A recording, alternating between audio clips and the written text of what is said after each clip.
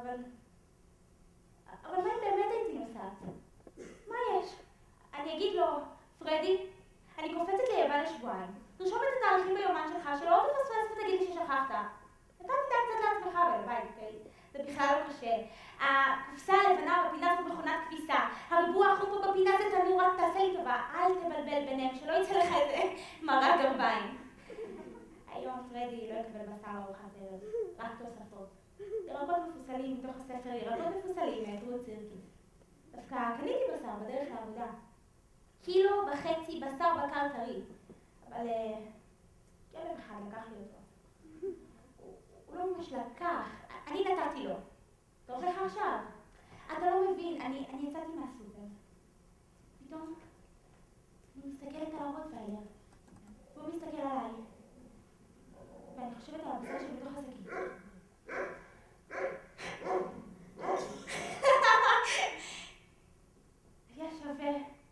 היה שווה את זה קיר.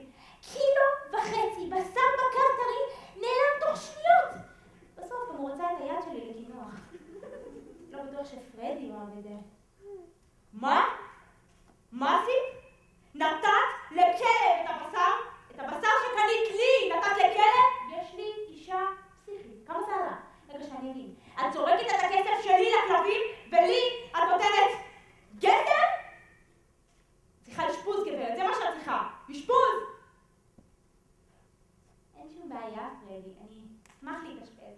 רק שאני לא ממש יכולה, אני נוסעת ליומן. מה, לא רשמת את התאריכים ביומן שלך?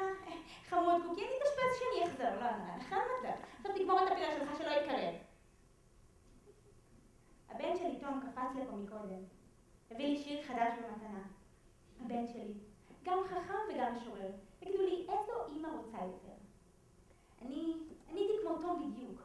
מוכשרת. רציתי להיות שחקנית או דיילת. שעות הייתי מתלבטת. שחקנית או דיילת? דיילת או שחקנית? מה כדאי לי?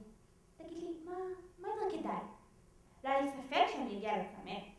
היא מדמיינת את עצמי, מצולמת בעיתונות.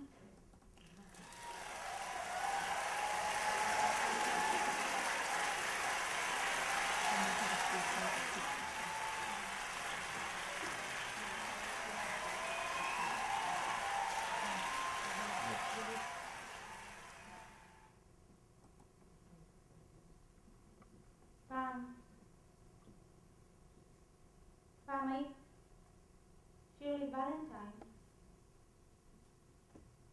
מה קרה לי? איך הפכתי לזה? מה קרה כאילו? או מה לא קרה?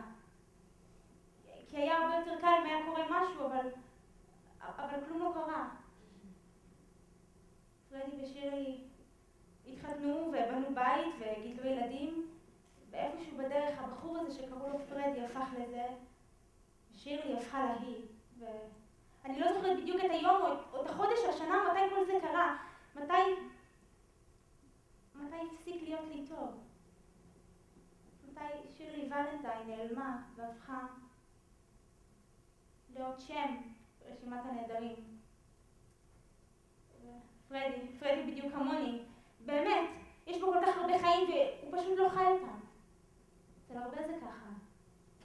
סוחבים על הגב את הפספוס, את הבזבוז הזה של החיים, וזה הורג אותך עוד הרבה לפני שאתה מת.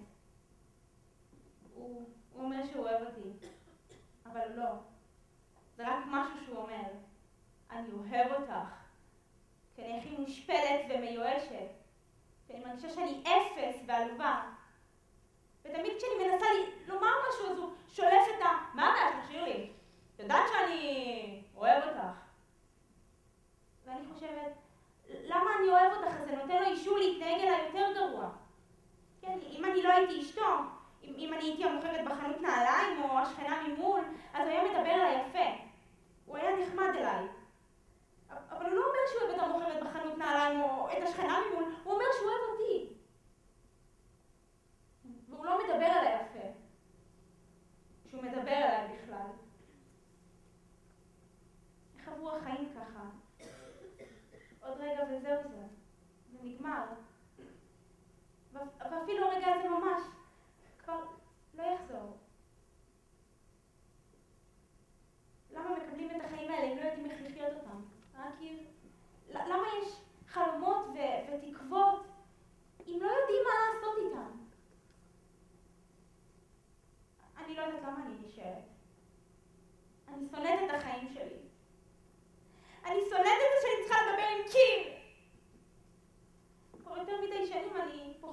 החיים שמאחורי הקיר.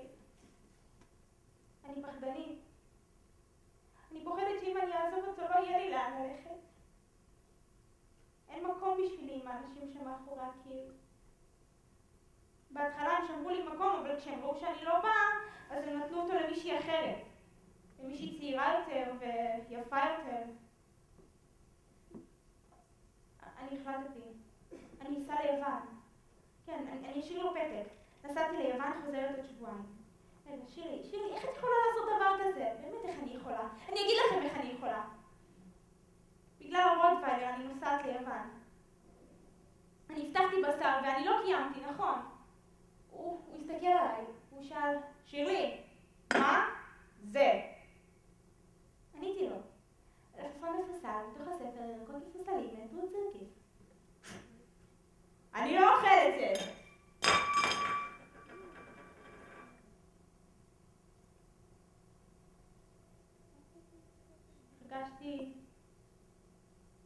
הרגשתי איך הבכי עולה לי.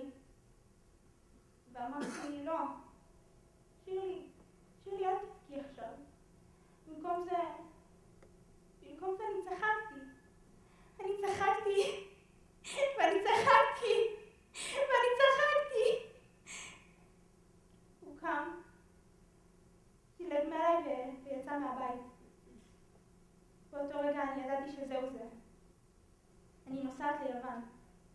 כן, אני נוסעת.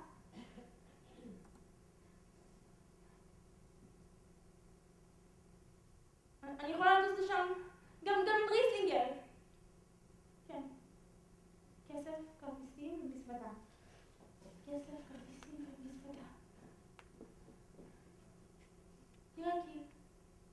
תראה, אתה רואה את האישה שם? יושבת לה על החול הלבן כמו נימפה. תראה את השקיעה.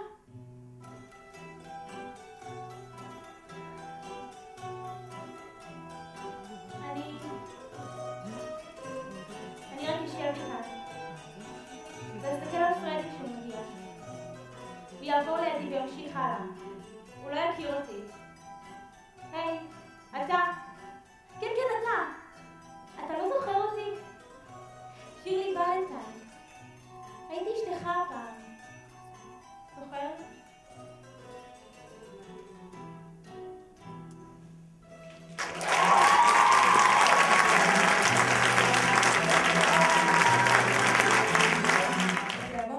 שטיינלאוף.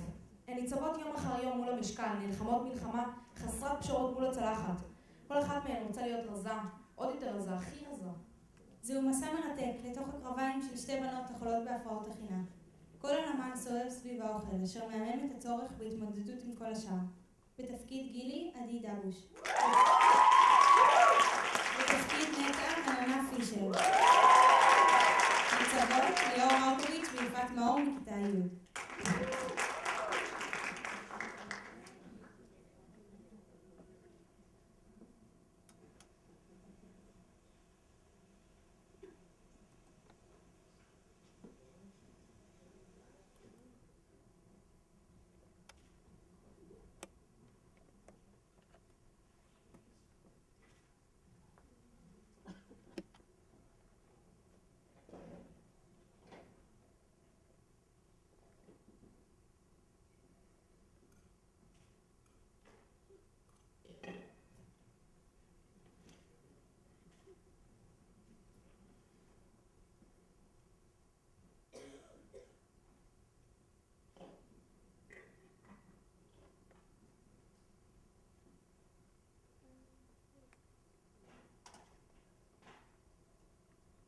חושבים שאני שמנה?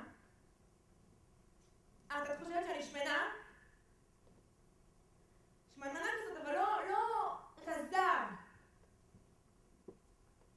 מאחד עד 10, איזה ציון היית נותנת לי? ואתה? כשאני אהיה רזה, הכל יהיה אחרת. הכל יהיה מושלם. אני אהיה חופשייה מדאגות, חופשייה ממחשבות. אני אהיה חופשייה מקנאה.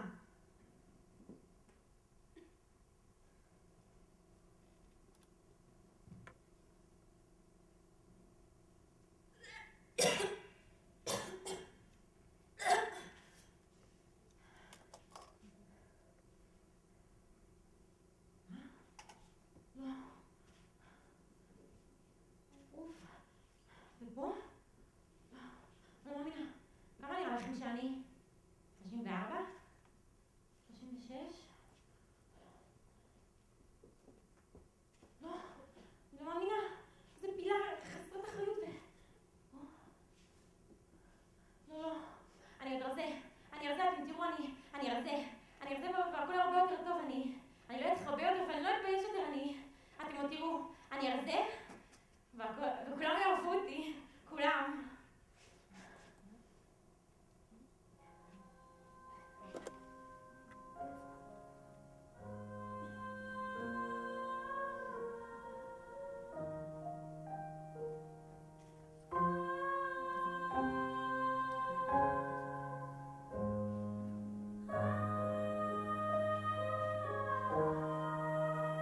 Take a look at my body, look at my hands. There's so much here that I don't understand. Your face saying promises, whisper like prayers, and leave them. 'Cause I've been treated so wrong. כל הבנות, נא להגיע לשקילה.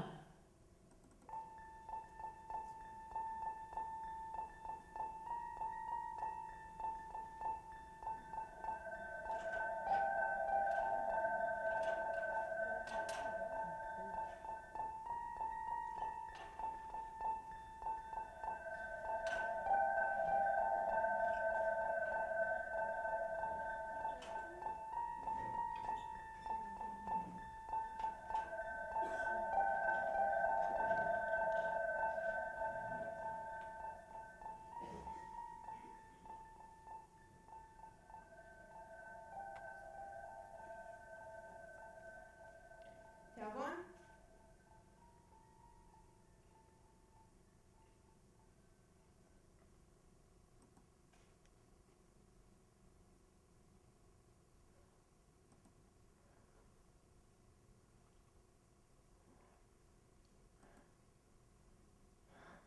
לא רוצה לאכול יותר.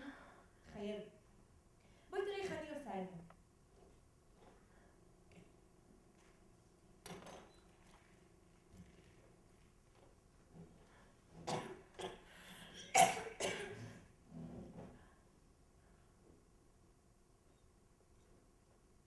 מגעילה אותך? כאילו שאת כזאת נקייה ומושלמת. לפחות את הכיס שלי לא מריחים בכל המחלקה.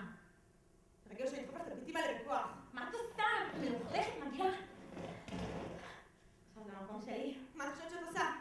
קומי, זה המקום שלי. זה היה המקום שלך. כבר לא. קומי עכשיו. תודי בזה. הפסדת. לא זרית. אני אף פעם לא מפסידה. את כבר לא מפסידה. קומי. אני לא מפסידה, כמעט אני...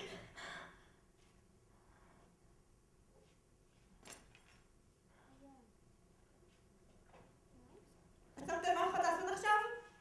כן, אני יכולתי להרוג אותך עכשיו, אני יכולתי ממש לפגוע. אז למה עשית את זה? למה? מה? את לא מבינה? אני מפלצת, אני מפלצת, זה כמו שכדור שלש משתולל לי בתוך הגוף, ואז אני צריכה למשוך, להשמיד כל דבר, צריך לאכול אותי. לא אותך? כן. אני שמעתי שרוצים לשחרר אותך. מה? כן? שמעתי את האחיות מדברות, שרואים שאתם מתגעגעים עליי, ורוצים שתחזרי הביתה. מתגעגעים? כן. הם לא באמת מתגעגעים אליי, הם סתם עושים הצגה, לא אכפת לי ממני. טוב, בכל מקרה, אני צריכה להישאר כאן, נכון? אולי כן, כי כאן אני לא היחידה שיש את הבעיות, כאן לכולם יש, ובבית אני הדוב גריזלי הזה שאוכל הכל ודורס ומשמיד, ואז הם אומרים מהצד, הנה תראו אותה, היא חזרה מהבית חולים של אנורקסיות, והיא בכלל לא רצה. אסור לך לתת לי לשחרר אותי, תבטיחי לי שלא נעשו את זה, תבטיחי לי שזה לא יקרה.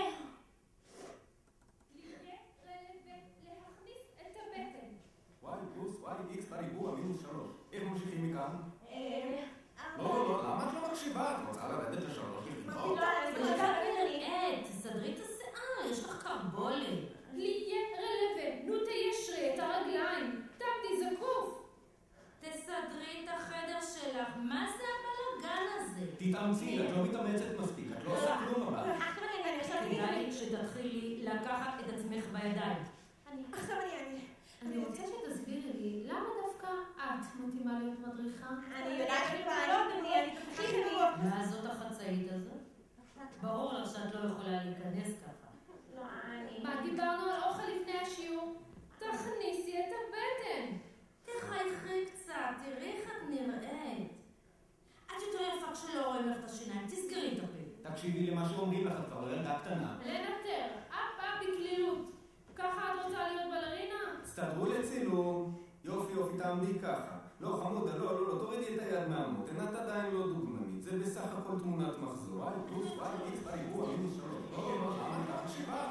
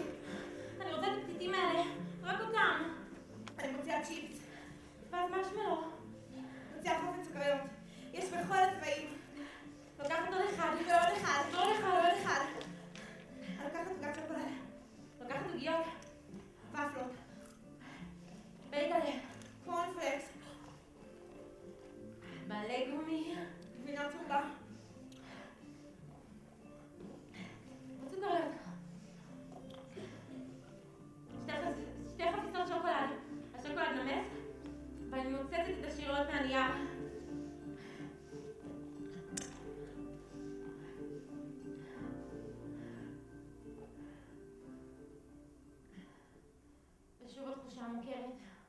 אני שתה כמה כוסות מים ורצה לשירותים להקיא. הכאב בגרון והדמעות בבשת, אני לא מצליחה לקום מרצפת השירותים. כן. היום זאת הפעם האחרונה. ממחר? צום. כל הבנות, נא להגיע לשקילה.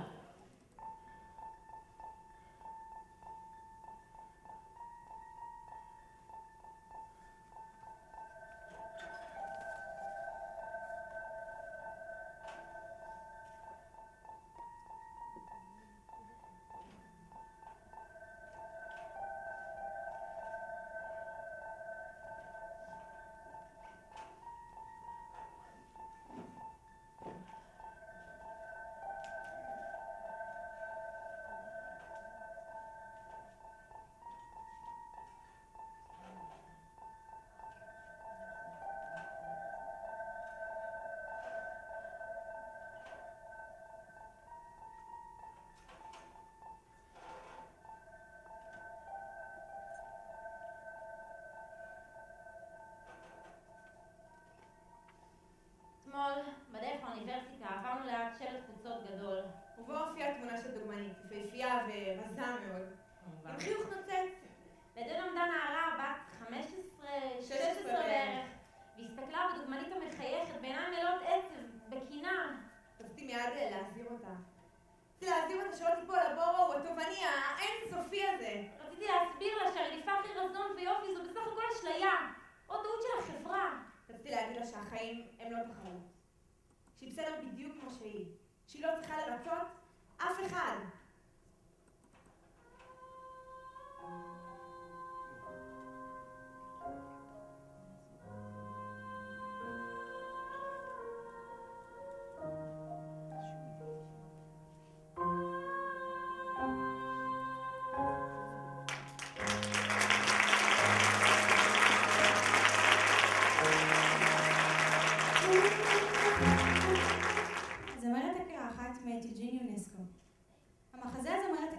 שייך לז'אנר האבסורד, אשר התפתח לאחר מלחמת העולם השנייה, תקופה בה עולה חיפוש אחר משמעות בחיים, בעקבות תחושת חוסר הוודאות של בני האדם.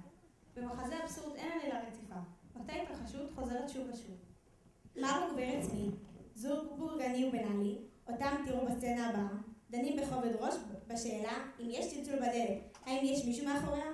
הם עסוקים בדיבורים אינסופיים ואבסורדיים. בשבילם אני מדבר משמע אני קיים. בתפקיד מרסמי, שושן ובר, בתפקיד ברצמי,